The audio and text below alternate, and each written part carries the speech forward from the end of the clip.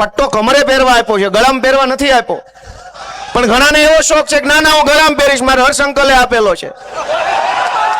તારા હર્ષ અંકલ કી એસી કી તેસી 27 આવા દે, ગળાના પટ્ટા અમે તમને પહેરાવશું વ્યવસ્થિત રીતે. એવું થોડું હોય, કેનારું નથી. બિલ્ડિંગો તો બની જશે. કોક માણસ આખી મહેનત મજૂરી પરસેવાની કમાણી લગાવીને 25 લાખનો એક ફ્લેટ લેશે. ફ્લેટ તો શિયાળે કે ઉનાળે લેશે, ને ચોમાસે ખબર પડશે 25 લાખના ફ્લેટની હેઠે પાણી ભરાય છે. ક્યાં ફરિયાદ કરવાની? દોસ્તો, આપ કોઈ કહેવા વાળું નથી, કોઈ રોકટોક કરવા વાળું નથી. હમણાં હું ગયો તો સિટીમાં, એટલા બધા ટ્રાફિક પોલીસ વાળા ઉભા હતા, જેની તેની ગાડીઓ ઉઠાવી જતા. મને એમ થયું કે અત્યારે નથી બોલવું, સરકાર આવે ત્યારે કહીશું. જેમ ભાવે એમ રોડ ઉપર પાર્કિંગ વગરના બિલ્ડિંગો બનાવી નાખ્યા, એ કોઈ ન દેખાણા. આખું બિલ્ડિંગ ગેરકાયદેસર ઉભું હોય, પાર્કિંગ ન હોય, બેઝમેન્ટ પાર્કિંગ ન હોય, બેઝમેન્ટના પાર્કિંગની જગ્યાએ દુકાન બની ગઈ હોય તો કોઈને વાંધો નથી, તમારી ગાડી ત્યાં ન મૂકતા, નકર ઉઠાઈ લેવું, એ ગેરકાયદેસર છે. એનો અર્થ એવો કે ગાડી પાર્ક કરવું એ ગેરકાયદેસર છે, બિલ્ડિંગ બનાવવું કાયદેસર છે. શું કામ? ભાજપના નેતાને પૈસા આપીને બનાવ્યું છે, એમનામ થોડું બનાવ્યું છે.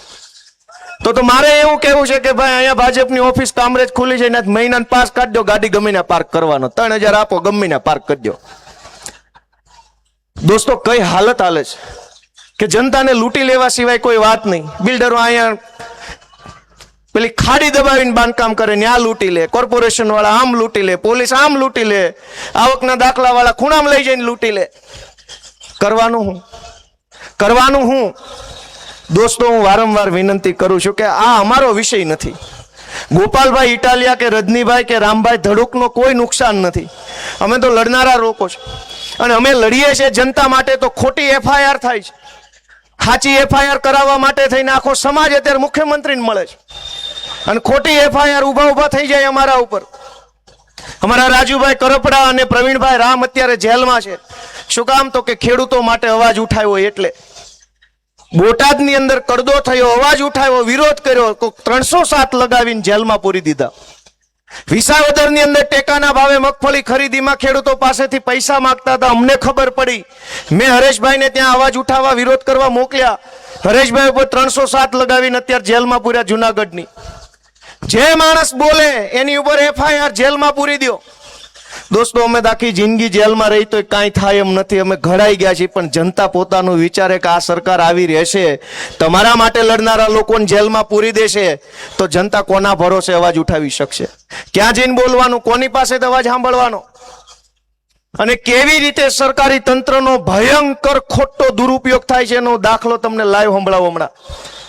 એટલી હદે ખોટું થઈ રહ્યું છે કે કોઈ કહેનારું નથી, કોઈ પૂછનારું નથી, કોઈ જોનારું નથી. બધા હિન્દુ મુસલમાન ભાજપ, હિન્દુ મુસલમાન ભાજપ, બટન દબાવો કરો, ભલે જે થવું હોય થાય. તમને બધાને યાદ હશે કે અમરેલીમાં પાયલબેન ગોટીનું સરઘસ કાઢવામાં આવ્યું. યાદ છે કે નહીં બધાને? બધાને યાદ છે કે થોડા થોડાને? તે દિવસે એવું થયું કે પોલીસે ભાજપના એક નેતાની ફરિયાદ લખી, અને ફરિયાદમાં એવું લખ્યું, લાવો તો કાગળ, કઈ હદે ખોટું કરવામાં આવે છે. હર્ષ અંકલે પટ્ટો આપ્યો, હું ગળામાં પહેરીશ, તમારે નહીં પહેરવું. આ હું તમને કાંડ કહું કે કેવા કાંડ થઈ રહ્યા છે. ગળામાં પટ્ટા પહેરીને ટોમી બની ગયા કેટલાક લોકો. અમારા ચૈતરભાઈ ઉપર ખોટો કેસ કરે, પ્રવીણભાઈ ઉપર ખોટો કેસ કરે, મારા ઉપર કરે, રજનીભાઈ ઉપર કરે. દોસ્તો, આ નુકસાન અમારું નથી. તમે જોજો કે આ કઈ હદે ખોટું થઈ રહ્યું છે. અમરેલીમાં એફઆઈઆર થઈ કે પાયલબેન ગોટી, અશોકભાઈ માંગરોળિયા, મનીષભાઈ વઘાસિયા અને જીતુભાઈ ખાતરા, આ 4 લોકોએ ભેગા મળી અને એક નકલી લેટર બહાર પાડ્યો. આવી જતી ને ફરિયાદ, યાદ છે બધાને? આ એફઆઈઆર થઈ રાત્રે 12 વાગે. સિંઘમોનું એક ટોળું ગયું એમના ગામમાં, પાયલબેનની ધરપકડ કરી રાત્રે 12 વાગે. જે ન થઈ શકે, બીજા દિવસે કોર્ટમાં રિમાન્ડ માંગ્યા. 2 દિવસના રિમાન્ડ મળ્યા પછી પોલીસે અમરેલીની બજારમાં સરઘસ કાઢ્યું પાયલબેનનું, અને પછી ઓલા બીજા 3 જણાનું સરઘસ કાઢ્યું. એના રિમાન્ડ લીધા, જેલમાં પૂર્યા. હાઈ વોલ્ટેજ ડ્રામા કર્યો. પછી શું થયું? આ મારા હાથમાં કાગળ છે, અમરેલીના નાયબ પોલીસ અધિકારી નૈના ગોરડિયાની સહી છે આની અંદર. અમરેલીના ડીવાયએસપીએ અમરેલીના જજને, ચીફ જ્યુડિશિયલ મેજિસ્ટ્રેટને એવું લખ્યું કે અમરેલી સિટી પોલીસ સ્ટેશનની ફલાણા નંબરની FIR માં આરોપી પાયલબેન અશ્વિનભાઈ ગોટી રહે ફલાણા ગામ તેમના વિરુદ્ધમાં પૂરતા પુરાવા નથી અને આરોપીનું નામ ભૂલથી આવી ગયેલું છે, માટે આ ભૂલથી નામ થયું છે એ કાઢી નાખજો અને અમે અહીંથી કાઢી નાખીએ છીએ બાપા સીતારામ. ભૂલથી આરોપીનું નામ આવી ગયું, રિમાન્ડ માંગી લીધા, સરઘસ કાઢી લીધું, પટ્ટા મારી લીધા, બદલો લેવાઈ ગયો એટલે કોર્ટમાં લખીને આપી દીધું કે આ તો ભૂલથી આવી ગયું તું. હી તમે દિલ ઉપર હાથ રાખીને વિચારો કે તમારી દીકરી યારે આવું કરીને પછી પાછળથી કહી દેતો કે હી ભૂલથી આવી ગયું. આ વ્યાજબી વાત છે? જે દિવસે FIR લખાય તે દિવસે તમે નહોતા જોઈ શકતા કે સાચું છે કે ખોટું?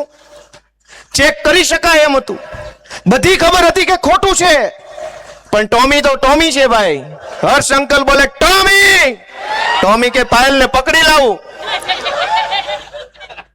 મિત્રો કલ્પના કરો, આપણે હસીએ છીએ પણ એટલો શરમનો દુઃખનો વિષય છે. એક વખત અમારી સરકાર બનાવી જોજો, ટોમીને ઢહળીએ નહીં તો કહેજો તમે. દોસ્તો અમને ગુસ્સો આવ્યો છે, અમને ગુસ્સો છે એ વાતનો કે કેટલાક ટોમી આખા ગુજરાતની અંદર ફરે છે હર્ષ સંઘવીના નામનો ગળામાં પટ્ટો પહેરીને, પબ્લિકને ડરાવે, ધમકાવે, ખોટો કેસ કરું, આમ કરું, જેલમાં પૂરું, ફરજમાં રૂકાવટ કરું. અરે તારી ફરજ કી એસી કી ત્યાસી, તું આવી જા 27માં હામો. દોસ્તો પાયલબેન નું સરઘસ કાઢ્યા પછી પોલીસના DYSP એ અદાલતને લખ્યું કે આ ભૂલથી આવી ગયેલું નામ છે, તો શું કામ સરઘસ કાઢ્યું ભાઈ? શું કામ રિમાન્ડ માંગ્યા? ધરપકડ શું કામ કરી? 2 દિવસ મોડી ધરપકડ કરી હોત, 2 દિવસ ચેક કર્યું હોત, 2 દિવસ તપાસ કરી હોત તો તમને ત્યારે જ ખબર પડી જાત કે આ ખોટું છે, તો આ બધું ન કરવું પડે. અને એનાથી આગળ કુલ 4 આરોપીના નામ હતા. એમાં પહેલામાં એમ લખ્યું કે પાયલબેન નું નામ ભૂલથી આવ્યું છે, પણ પછી થોડાક દિવસ પછી શું થયું? આ બીજા કાગળમાં છે. આ બીજા કાગળમાં સાયબર ક્રાઇમ પોલીસ સ્ટેશનના PI ની સહી છે અને એને એવું લખ્યું છે કે આ કેસ હકીકતની ભૂલ વાળો છે, એટલે કે અમારાથી ભૂલ થઈ ગઈ છે, એટલે આરોપી મનીષ વઘાસિયા, આરોપી જીતેન્દ્ર ખાતરા અને આરોપી અશોક માંગરોળિયા વિરુદ્ધ તપાસ દરમિયાન કોઈ પુરાવો મળ્યો નથી, એનું નામ પણ ભૂલથી આવી ગયેલું છે, માટે કાઢી નાખવું બાપા સીતારામ. દોસ્તો વિચાર કરો, 4 આરોપીના નામ ભૂલથી આવી ગયા, 4 આરોપી વિરુદ્ધ પુરાવા નથી, તો મૂળ કેસનું શું થયું? ઓલો લેટર કોણે લખ્યો હતો? અને લેટર લખ્યો તો એ સાચો હતો કે ખોટો હતો? પાયલબેન અને 3 પુરુષ 4 આરોપી હતા, 4ના નામ ભૂલથી આવી ગયા એવું પોલીસે ઓફિશિયલ લખીને કોર્ટમાં આપી દીધું. તો ગુનો કોને કર્યો? સરઘસ શું કામ કાઢ્યું? રિમાન્ડ શું કામ લીધા? તો કે અત્યારે જે ભાઈ હર્ષ સંઘવીના ભાઈબંધ જે મંત્રી બન્યા છે એને બદલો લેવો તો આ 4 લોકો હારે, એટલે ટોમીને કીધું કે જા ટોમી, પાયલબેન અને ઓલા 3ને પકડીને સરઘસ કાઢીને કેસ કરીને ખોટા કેસમાં જેલમાં નાખી અને બદલો લેવાઈ જાય, પછી લખીને આપી દેજે, હી છૂટી ગયા. દોસ્તો કાયદાનો કેટલો ભયંકર દુરુપયોગ છે તમે જોયું? આ હદ છે પોલીસ સ્ટેશનોની હાલત આ છે. તમે વિચારો કે કેમ લડવાનું અને કોણ લડશે? આ બધું વ્યાજબી છે કે ગેરવ્યાજબી? તમારી શેરીમાં સોસાયટીમાં ભાજપના પેજ પ્રમુખ રહેતા અને પૂછો કે ભાઈ તારી બેન દીકરી આરે આવી ઘટના બનશે અને પાછળથી પોલીસ હી કરશે, ગમશે? આ હાટું પોલીસ સ્ટેશન ખોલ્યા છે કે ગમે એની ઉપર ગમે એવો ખોટી FIR ને પાછળથી હી ભૂલ થઈ ગઈ, પુરાવો નથી, ખોટી રીતે નામ આવી ગયું, માફ કરજો, સોરી, તો આવી જાય કેબિનેટ મંત્રી સ્ટેજ ઉપર, હું 2 લાફા મારીને હી ભૂલ થઈ ગઈ. હાલશે એવી રીતે? ભાજપના કેબિનેટ મંત્રીને 4 લાફા સ્ટેજ ઉપરથી મારીને પછી હી હકીકતની ભૂલથી લાફો મરાઈ ગયેલ છે, જે દરગુજર કરવા વિનંતી, તો હાલશે? હાલશે કે નહીં હાલે? આપણી બેન દીકરીનું સરઘસ કાઢ્યું અને અદાલતમાં DYSP લખીને આપ્યું ભૂલ થઈ ગઈ. તો તમે ભૂલ કરશો કે સાચું કરશો? ભૂલ કરી હોય તો બટન દબાવજો, બટન દબાવો. ભાજપનું સારું કરવું હોય તો દબાવો હાવણાનું. દોસ્તો એ વિનંતી છે, બીજું શું મારે કહેવું તમને? એને ભૂલ કરી સરઘસ કાઢીને. દોસ્તો આટલી હદે સરકારી તંત્રનો ભયંકર દુરુપયોગ થઈ રહ્યો છે. જે બોલે એને પાડી દેવાની નીતિ, જે અવાજ ઉઠાવીને જેલમાં પૂરી દેવાના. કાળુભાઈ પોશિયાને ખોટા કેસમાં જેલમાં પૂર્યા. શું કેસ હતો કાળુભાઈ ઉપર? કે ખોટું રજીસ્ટર બનાવ્યું ને ચોકીદારનો પગાર ખાઈ ગયા. અરે તમારી પાર્ટીનો ચોકીદાર આખો દેશ વેચવા કાઢ્યો, પકડો જેલમાં પૂરો જો તમારા મોકાત હોય તો. તમારી ભાજપ પાર્ટીનો ચોકીદાર આખો દેશ વેચવા કાઢ્યો, અડધું વેચી નાખ્યું. છે કોઈની હિંમત? કોઈની હિંમત નથી ચોકીદારને ચોર કહેવાની. પણ જે કાળુભાઈ, જે રિંકલબેન શિક્ષણ માટે લડાઈ લડ્યા, આગેવાની કરી, એટ્રોસિટીના કેસમાં જેલમાં પૂર્યા એમને. હરેશભાઈ સાવલિયા અમારા જુનાગઢ જિલ્લા પ્રમુખ, એટ્રોસિટીના કેસમાં જેલમાં. કાયદાનો દુરુપયોગ થઈ રહ્યો છે મિત્રો. હું તો એક નાના દીકરા તરીકે તમારી પાસે એક વિનંતી કરવા આવ્યો છું કે અમારી તો તોય ચિંતા ન કરતા, જે જુલમ હશે ભોગવી લેશું, પણ આ વિપક્ષની દિવાલ નહીં વધે, આ વિપક્ષનો ટેકો નહીં વધે, તે દિવસે ભાજપનો રાક્ષસી પંજો તમારા ગળા સુધી આવશે. અત્યારે અમે આડશ છીએ, આ બધા આડા ઉભા છે જનતાની. ભાજપનો પંજો પહેલો અમારા ઉપર પડે, અમે જ નહીં હોઈએ, આ લડનારા લોકો નહીં હોય, આ પાર્ટી નહીં હોય, આ વિપક્ષ નહીં હોય, તો એ તો ખૂની પંજો છે, એ તો હડકાયું કૂતરું છે, હવે લોહી ભાળી ગયું છે, એ તો ગમે એને બટકા ભરી જાય. મિત્રો મારી તમને વિનંતી છે કે આપણે જરાક જાગીએ, વિચારીએ. ગઈ ચૂંટણીમાં કોર્પોરેશનમાં તમે ખૂબ સરસ આશીર્વાદ સહકાર આપ્યા, આ મહેશભાઈ જેવા આગેવાન આવ્યા, આખા 5 વર્ષ સુધી સંઘર્ષ કર્યો. જે દિવસે આ પાયલબેન, મહેશભાઈ, રચનાબેન, આ અમારા જેડી, આ બધા જ્યારે 2021માં ચૂંટણીમાં ઉભા રહ્યા ત્યારે એકેય ઉપર એકેય એફઆઈઆર નહોતી. આજે બધા ઉપર હાથા એફઆઈઆરો થઈ ગઈ છે. શેની? લૂંટ કરવાની નહીં, બળાત્કારની નહીં, ચોરીની નહીં, રેતી કાઢવાની નહીં તાપીમાંથી. કામરેજના, કતારગામના, વરાછાના, સુરતના લોકો માટે લડવાની હાથા એફઆઈઆર આ બધા ઉપર થઈ ગઈ છે. 5 વર્ષમાં આટલું મેળવ્યું એમણે. અને દોસ્તો, જે ભાજપમાંથી નેતા બને છે એ શું મેળવે છે તમે જાણો છો. આ લોકો શું મેળવ્યું? જેલમાં ગયા, અનેક વખત માથા ફૂટી ગયા, તમે બધાએ બધું જોયું છે. અને છતાંય આટલા જુલમ પછી આ આખી ટીમ, આ અમારી પાર્ટી, આ નેતાઓ જનતા માટે લડાઈ લડે છે. તો તમારા આશીર્વાદના હકદાર ખરા કે નહીં? એ 7-8 જણાએ હા પાડી, એનો ખૂબ ખૂબ આભાર ભાઈ. બધાએ હા નથી પાડી. દોસ્તો, ખૂબ મુશ્કેલ સમય છે ગુજરાતના ઇતિહાસમાં. મારી તો ઉંમર 36 વર્ષ છે. જેની મારા કરતા ડબલ ઉંમર હોય યાદ કરે કે તમે છેલ્લે ક્યારે એવું સાંભળ્યું હતું કે ધારાસભ્યને જેલમાં પૂર્યા? ગુજરાતના ઇતિહાસમાં પહેલી એવી ઘટના બની કે ચૈતરભાઈ વસાવા ધારાસભ્ય બન્યા પછી 2 વખત એમને જેલમાં પૂરવામાં આવ્યા.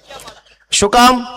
કે ચૈતરભાઈ વસાવા અવાજ ઉઠાવે છે, ગરીબો માટે, ખેડૂતો માટે, યુવાનો માટે, ભાજપની સામે લડે છે, એની પોલ ખોલે છે. તો 307 ને આ કલમ ને ઓહો આખો ચોપડો કલમનો લાગી જાય છે. અને ગુંડાઓ, બુટલેગરોને ડિસ્કાઉન્ટ આપવામાં આવે છે. મારી વાત સાચી છે કે ખોટી? મિત્રો, કહેવા બેસીએ તો કંઈ ખૂટે નહીં એવી વાતો છે, પણ સમજદાર માણસને તો ટૂંકમાં બધું સમજાઈ જાય કે બહુ મુશ્કેલ સમય ચાલી રહ્યો છે. અહીંયા બધા આવ્યા હતા. આજ આખા કાઠિયાવાડનો સૌથી મહત્વનો પ્રશ્ન શું છે? આપણે બધા કાઠિયાવાડના માણસો છીએ, અલગ અલગ જ્ઞાતિના. આપણા કાઠિયાવાડના સૌથી મહત્વના 2 પ્રશ્નો છે. આખી સરકારને, આખું એનું ટોળું, મંત્રી સંત્રી એક ખટારો ભરીને મુદ્દામાલ અહીંયા સન્માન લેવા આવ્યો હતો. કોઈએ એને પૂછ્યું નહીં કે કાઠિયાવાડની સૌથી મોટી સમસ્યા છે સામાજિક સુરક્ષા, સલામતી. ગુંડાઓ, લફંગાઓ, હલકાઓ બેફામ બન્યા છે. ગમે એને મારી લેવું, ગમે એનું લૂંટી લેવું, ગમે એને હેરાન કરવા, ગમે એની બેન દીકરીના ચાળા કરવા, ગમે એના શેઢે ચડી જવું, ગાડીઓ ચોરી લેવી, તુતારી કરી લેવી, વ્યાજે રૂપિયા આપીને જમીનો લખાઈ લેવી, બેફામ બન્યા છે બધા. આ વાત સાચી છે કે નહીં? આખા ગુજરાતમાં લુખ્ખાઓ બેફામ બન્યા છે. પણ છે કોઈમાં હિંમત ટોમીમાં કે લુખ્ખાઓને પકડી બતાવે? ગરીબ માણસને પકડવામાં બધા સિંઘમો. સામાન્ય માણસ બચારો પોટલું લઈને 2 રૂપિયા રળતો હોય તો એને પકડીને સિંઘમ અને રીલો બનાવવાની. પણ માફિયાઓ, ગુંડાઓ, રેતી કાઢનારાઓ, કટકી કરનારાઓ, તોડ કરનારાઓ, બેનો દીકરીઓની છેડતી કરનારાઓ બેફામ ફરે છે. આખા ગુજરાતમાં કોઈ એને કંઈ કહી શકે એમ નથી. અને સૌથી વધુ સમસ્યા સૌરાષ્ટ્રની અંદર અત્યારે લુખ્ખા તત્વોની છે. છાસવારે ગમે એને મારી લેવાના, ગમે એની ઉપર ધોકો મારી લેવાનો, લાફા મારી લેવાના, ગાડીઓ ચડાવી દેવાની. આ કોઈ સરકાર રાજ છે કે પછી તાનાશાહી ચાલે છે? અને સૌથી મોટી બીજી સમસ્યા રોજગારની. અનેક માણસો એવા છે કે જે પરાણે, મજબૂરીમાં, લાચારીમાં સુરત કે અમદાવાદ, રાજકોટ રહેવું પડે છે. જો બાપ દાદાના ગામની અંદર કંઈક એને રોજગાર મળે, કંઈક સારી સુવિધા મળે, વ્યવસ્થા મળે, સલામતી મળે, તો અનેક પરિવારો એવા છે જે અહીંયા હાકડી કોટડીમાંથી આઝાદ થઈને બાપ દાદાના 10 વીઘાના મહેલમાં રહેવા જાય એમ છે. પણ કેવી રીતે જવાનું? ત્યાં સલામતી નથી, સુવિધા નથી, વ્યવસ્થા નથી. 30 વર્ષ થઈ ગયા ભાજપના નેતાને મત આપતા આપતા. CR પાટીલનો બંગલો જોયો છે કોઈએ? કોઈ જોયો છે? કોઈ જોયો છે? જાજો એકવાર. કયા વિસ્તારમાં આવ્યો એનો? અલથાણ ભટાર. હું તો બધાને વિનંતી કરું છું, અમથા સ્પેશિયલ બહારથી જોવા જાજો, તમારું દિલ ખુશ થઈ જાય ને એવો 100 કરોડનો બંગલો CR પાટીલે બનાવ્યો છે. એના ટોયલેટની અંદર ફિલ્ટર પાણી આવે છે. ભલે તમે દાંત કાઢો પણ કન્ફર્મ ન્યૂઝ છે. મને બધી માહિતી છે, જાજુ બોલવું નથી દોસ્તો. તમે એને મત આપ્યા, એના તો ટોયલેટમાં ફિલ્ટર પાણી આવે છે ને આપણા છોકરાને ભણવા નિહાળ્યું નથી. એટલી બધી ચિંતાનો વિષય છે કે કહેવા બેસીશ તો તમને એમ લાગશે ગોપાલભાઈ આ શું બોલે છે. દરેક ભાજપના નેતાઓ આલિશાન મહેલોમાં રહેતા થઈ ગયા, અને એનોય વાંધો નથી, એના નસીબમાં હશે તો બંગલામાં ભલે રહેતા, પણ આપણા છોકરાના નસીબમાં શાળા નહીં લખી હોય, ભગવાને એમના મોકલ્યો છે વગરની. નમસ્તે મિત્રો, હું છું ચાંદની પરમાર. આપની મનપસંદ ચેનલ એટલે કે દીવ મિરર ન્યૂઝ ચેનલને લાઈક કરો, શેર કરો અને ફોલો કરો. અને હા, તેમાં દરરોજ તાજા સમાચાર જોવાનું ભૂલશો નહીં. નમસ્કાર દર્શક મિત્રો, હું છું પાયલ બામભણિયા. આજના મુખ્ય સમાચાર, દેશ વિદેશ, ગુજરાત રાજ્યના તાજા બ્રેકિંગ સમાચાર નિહાળો દીવ મિરર ન્યૂઝ ચેનલ પર દરરોજ રેગ્યુલર. હાય, હું છું ક્રુઝિન સિંઘાનિયા. આપની આસપાસના સત્ય સમાચાર જાણવા માટે જોતા રહો દીવ મિરર ન્યૂઝ. અને હા, લાઈક અને સબસ્ક્રાઇબ કરવાનું ભૂલતા નહીં. Thank you.